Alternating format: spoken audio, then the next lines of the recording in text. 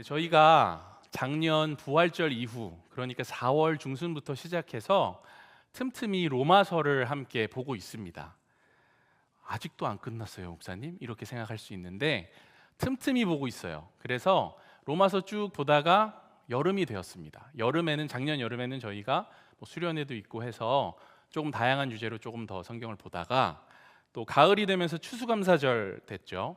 그때는 또 조금 색다른 메시지들이 있었고, 그 다음에 얼마 안 있다가 또 대림절이 오니까 대림절 시리즈 메시지가 또 나왔었죠.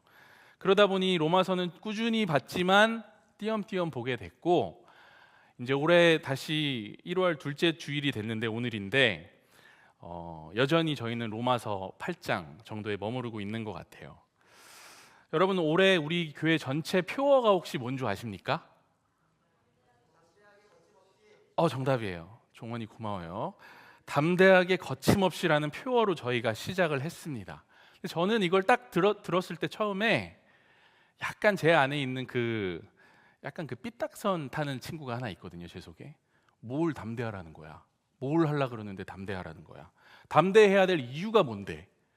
갑자기 그냥 담대하라고? 이런 마음이 불쑥 튀어나오는 겁니다. 거침없이 뭘 하라고? 그걸 얘기해 줘야 될 거 아니야. 그러니까 그리스도인으로서 삶을 대하는 자세에 대해서 얘기하는 것 같은데, 교회에서 그냥 좋은 소리 하는 거 아닌가? 교회 표어가 다 그런 거 아닌가?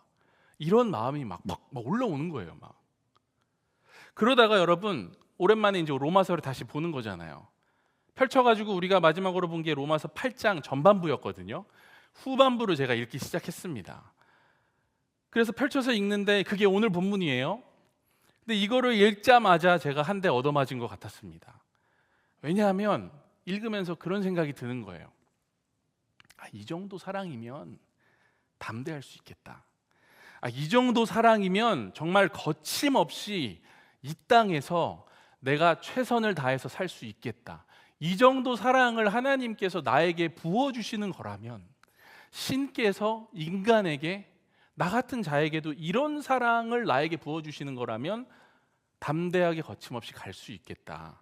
왜냐하면 오늘 성경 여러분 읽으신 이 부분이 정말 너무나 바울이 적나라하게 또 대단하게 하나님께서 우리에게 어떤 사랑 고백을 하시는지 편지를 써놓은 부분이거든요. 근데 여러분, 또 동시에 그런 질문이 제 안에 생겼습니다. 이런 위대한 하나님의 사랑을 우리 인간들은 왜 잘 받아들이지 못할까?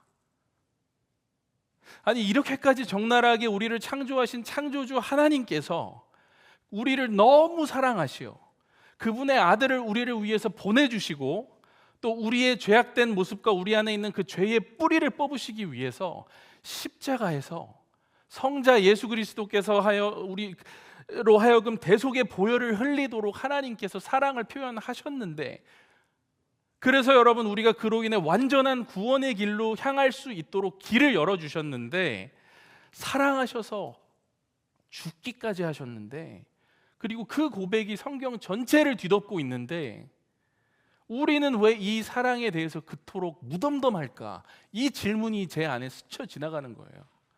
우리는 이 사실에 대해 왜 믿음이나 사랑으로 반응하지 않고 의심이나 외면을 택할까? 우리는 이제 예수로 인해 두 팔을 벌리고 하나님 아버지께 달려나갈 수 있는데도 불구하고, 마음껏 자유하게 찬양할 수 있는데도 불구하고 왜 망설이고 있을까? 왜 이 사랑에 그토록 나는 반응하기 어려울까? 왜 이 사랑을 자꾸 짝사랑으로 끝나게 만들까? 여러분, 짝사랑 해보셨으면 알잖아요. 그게 얼마나 마음 아픈 건지. 인간의 마음은 어쩌면 이 크나큰 사랑을 받아들이기에 너무나도 작은 걸까? 여러분, 이렇게 한번 생각해 봅시다. 누가 저에게 세상 최고의 선물을 줬어요. 적어도 저에게 있어서는 이렇게 귀한 선물이 없는 거예요. 가장 값진 선물을 제가 받았습니다. 누군가 저에게 줬어요. 근데 문제는 뭐냐 하면, 가장 좋은 걸 저에게 줬는데 저는 정작 그게 얼마나 비싼지도 모르고요, 그게 뭐에 쓰는 건지도 몰라. 그게 얼마나 소중하고 값진 건지 아는 사람들이 제 주변에 와가지고 좋겠다, 너무 부러워 막 이러는데 정작 나는 그걸 몰라. 그래서 그 선물이 어느 날 결국 쓰레기통에 던져지게 되는 거죠. 저는 우리가 하나님의 사랑이 가장 극적으로 표현된 계시이신 이 예수 그리스도를 그렇게 대하지 않나, 이번 주에 이 말씀을 보면서 깊은 고뇌에 빠지게 됐습니다. 바울이 여러분 고백합니다. 제가 현대인의 성경 버전의 도움을 받아서 좀 편하게 요약을 해봤어요. 이렇게 얘기하는 거예요. 저희에게 오늘 여기 바울이 서 있다고 한번 생각해 보세요. 여러분, 자기 아들까지도 아끼지 않으신 하나님이 어찌 그 아들과 함께 다른 모든 것도 우리에게 아낌없이 주지 않으시겠습니까? 또 이렇게 얘기하는 거예요. 그리스도 예수님은 죽었다가 다시 살아나셔서 하나님의 오른편에서 항상 우리를 위해서 기도해 주신대요. 그런데 누가 우리를 그리스도의 사랑에서 끊는단 말입니까? 주님께서 우리를 위해서 기도하는데. 또 바울은 이렇게 얘기합니다. 우리는 도살장에 질질 끌려가는 양 같은 모습으로 하루하루 살아가죠. 죽기만을 기다리는 불쌍한 양들과 뭐가 그렇게 다르단 말입니까? 세상의 고난과 핍박과 주림과 헐벗음과 위험과 또 서로를 죽이려 드는 온갖 위협하는 세상의 무기들을 보십시오. 그러나 여러분, 우리는 우리를 사랑하시는 그리스도를 통해 이 모든 것을 거뜬히 이겨낼 수 있습니다. 바울이 이 얘기하고 있는 거거든요. 그리고 마지막으로 이렇게 로마서 8장을 닫습니다. 그러므로 죽음이나 생명이나 천사들이나 지옥의 권세나 현재 일이나 장래 일이나 능력이나 높은 것이나 깊은 것이나 그 밖에 어떤 피조물도 우리를 주 예수 그리스도 안에 있는 하나님의 사랑에서 끊을 수 없습니다.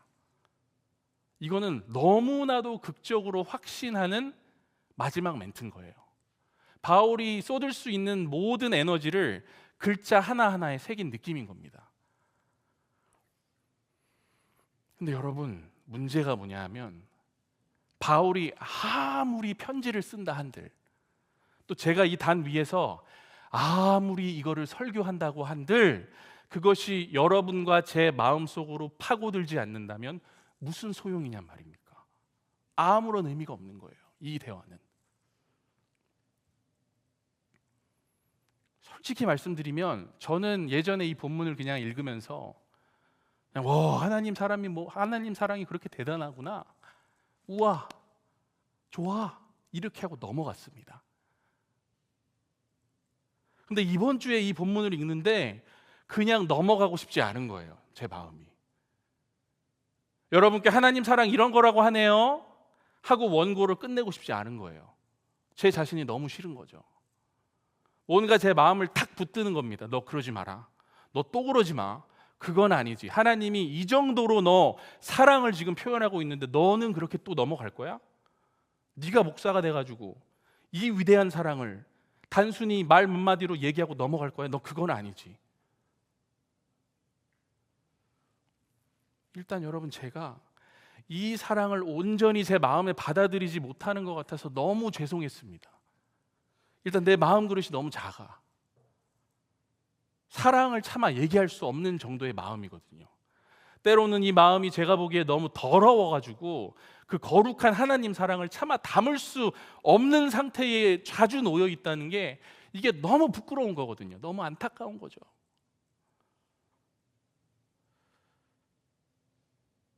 또 생각했어요. 왜 내 마음에 하나님의 사랑이 온전히 스며들어가기가 이처럼 힘든 걸까? 그렇게 좀 타이핑을 해놓고 원고를 쓰잖아요, 저희가. 뭐라고 쓸 말이 생각이 안 나는 겁니다. 일단은 Alt S 누르고 컨트롤 S인가요? 세이브 누르고 닫았어요. 화면을 닫고 컴퓨터 덮었습니다. 랩탑 덮고 그냥 지냈어요, 한 주. 네. 뭐 금식 수련회 뭐 이런 것도 갔다 오고 교회에서 하라는 거 하고 그렇게 시간이 좀 지났습니다. 틈틈이 묵상은 했어요. 뭐라고 설교해야 되지? 하나님 사랑, 계속 질문하는 거예요. 왜 하나님 사랑이 이처럼 흘러오다가 내 마음 근처에서 탁 끊길까? 그러다가 여러분, 어제 뒤늦게 숙제를 하는 거죠. 원고를 마무리하려고 자리에 앉았는데 제 마음에 어떤 장면이 탁 떠오르냐 하면은 그 아담과 하와가 창세기에서 하나님의 낯을 피해서 숨었던 장면이 있죠. 원래는 이 두 사람이 그러지가 않았거든요. 하나님과 대화도 하고 거리낌 없이 같이 동산에서 산책도 하고 거닐기도 하고 하나님과 정말 친구 먹은 것 같이 잘 지냈다고 나와 있어요. 저 동물 이름 뭐 할래? 사자. 그래 좋아. 뭐 이런 대화를 했을 거 아닙니까? 할 거 없으니까 조경이나 하고 뭐 이랬겠죠, 여러분. 그러니까 하나님 사랑을 듬뿍 받으면서 친구같이 잘 지냈다고요. 근데 그러다가 어느 날 이 관계가 깨지잖아요. 여러분들 성경 제일 앞쪽 창세기에 나오는 얘기니까 그래도 조금은 잘 아실 거예요. 근데 그러고 나서 바로 그 다음 반응이 뭐냐면은 하나님의 인기척이 탁 느껴지니까 이 두 사람이 어떻게 합니까? 숨어요. 하나님이 부담스러워지기 시작했다는 겁니다.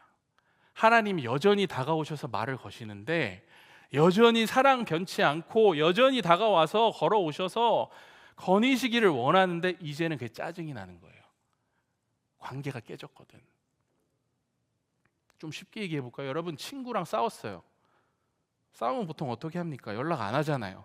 관계가 틀어졌습니다. 같이 지내지 않잖아요. 아직 화해도 안 했는데 와가지고 계속 말을 걸어. 얼굴을 자꾸 들이밀어. 싸웠는데 방금. 여러분 어때요? 짜증 나죠.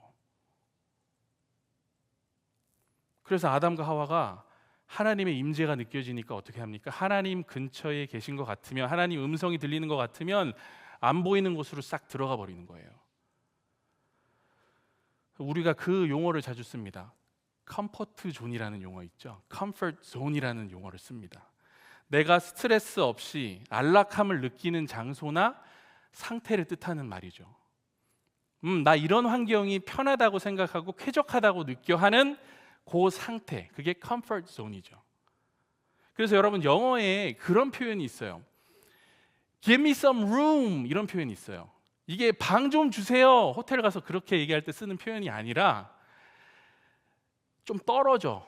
불편하잖아. 나 공간이 필요해. Give me some room 이런 표현이 있습니다.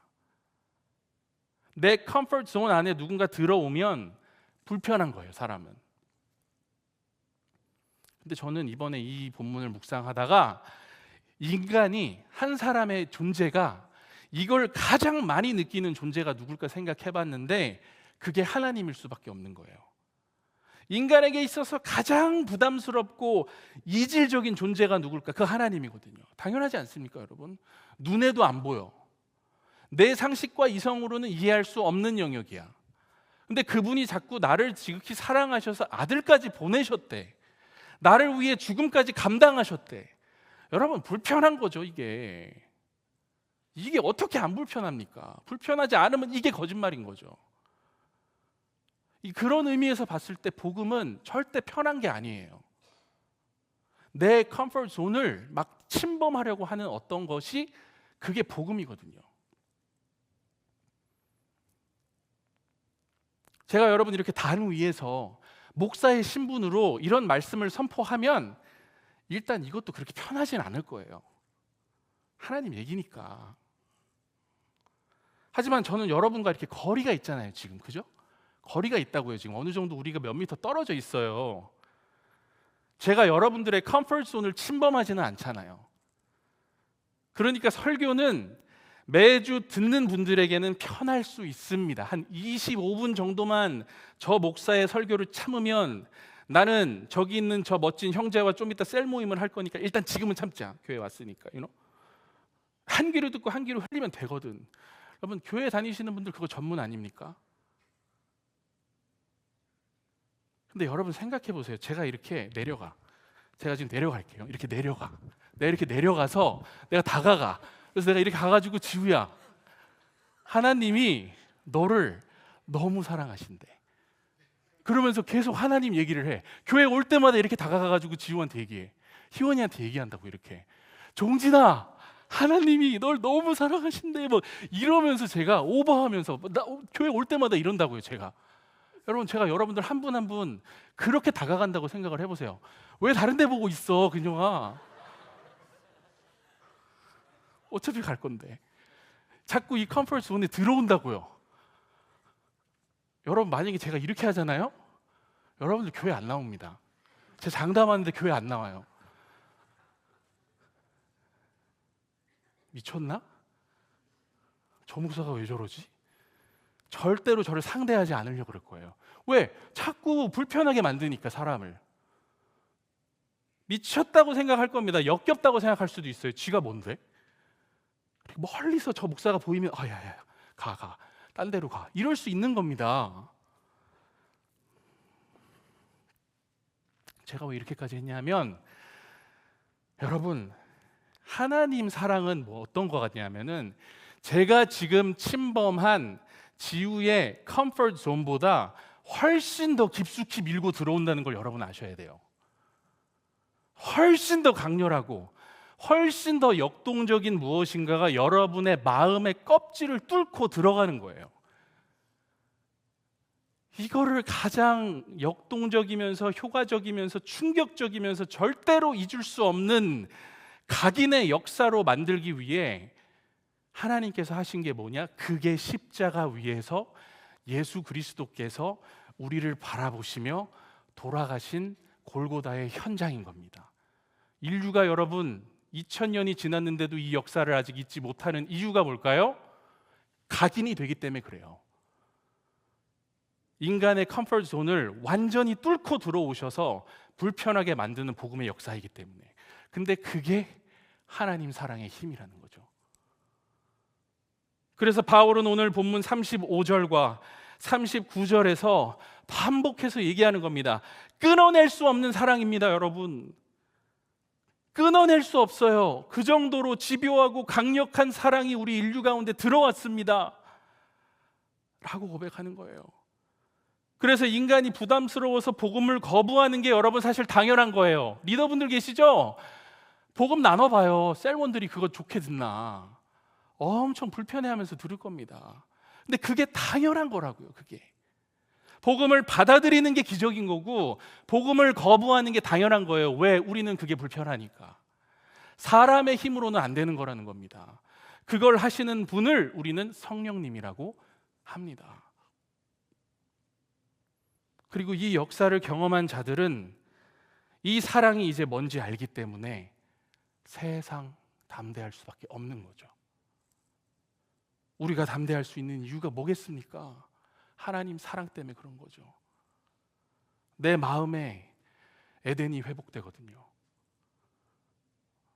내가 다시 아버지 손을 잡고 걸을 수 있거든요. 그분이 다가오셔서 말씀하셔도 이제 부담스럽지 않거든요. 그리고 나에게 사랑의 대가로 짐을 주시는 게 아니라 오히려 내 삶의 무거운 짐들을 하나씩 덜어주시거든요. 여러분 제가 대학생 때였던 걸로 기억을 하는데 한 작은 개척교회에 예배에 초대를 받아서 갔습니다. 이제 막 시작하는 교회였고 제가 거길 왜 갔냐 하면은 특송을 해달라고 해서 갔었습니다. 노래 부르는 거죠. 저는 뭐 그 당시에 노래 부르는 걸 너무 좋아했기 때문에 기꺼이 갔습니다. 그때가 사순절 기간이었어요. 제 기억에는. 사순절 찬송을 가가지고 이제 한 곡 곱게 뽑으려고 갔는데 이제 말씀 직전에 특송하는 시간 있잖아요. 그 시간에 이제 김윤기 형제 나오셔가지고 이제 특송해 주시겠습니다. 뭐 이렇게 이제 얘기를 하시는 거예요. 그래서 나갔어요. 그때 불렀던 찬송가가 거기 너 있었는가 그때 요 찬송가였습니다. 그래서 1절 시작했습니다. 반주가 나오고 부르기 시작을 했어요. 거기 너 있었는가 그때에 주가 그 십자가에 달릴 때 워워워워 때론 나 그때 일로 떨려 거기 너 있었는가 그때에. 이게 막 질질 늘어나는 곡이거든요. 여러분 잘 아시겠지만.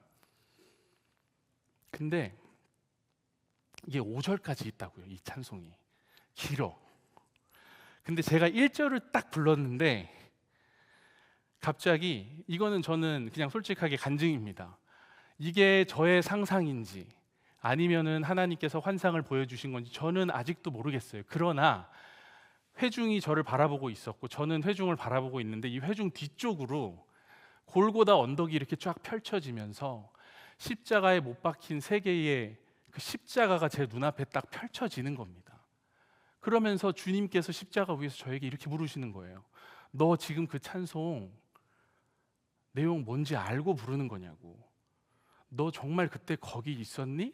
이런 질문을 저에게 하시는 것 같은 거예요. 너 정말 떨리니? 네가 정말 그날 그 현장에 있었을까? 근데 그 현장에 있는 것 같은 어떠한 것을 보여주시는 거죠. 저는 1절을 부르고요 2, 3, 4절 반주가 지날 동안 그 반주자님도 참 어떻게 보면 너무해요. 계속 페이스대로 치더라고. 펑펑 울었습니다. 거기서 뭐 어떻게 할 수가 없는 거예요.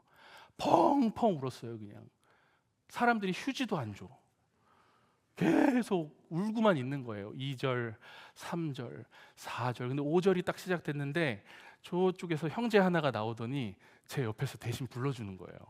노래를 진짜 못 부르는 형제였어요. 근데 그것까지 은혜롭게 들리는 겁니다.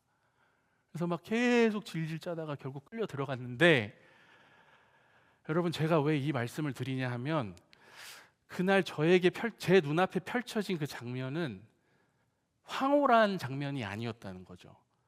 저를 굉장히 불쾌하게 하고 제가 노래를 잘해야 되는데 노래를 하지 못하게 만드는 어떠한 컴포트 존을 뚫고 들어오는 것 같은 알 수 없는 어떤 하나님의 메시지 같은 것이었다는 거죠.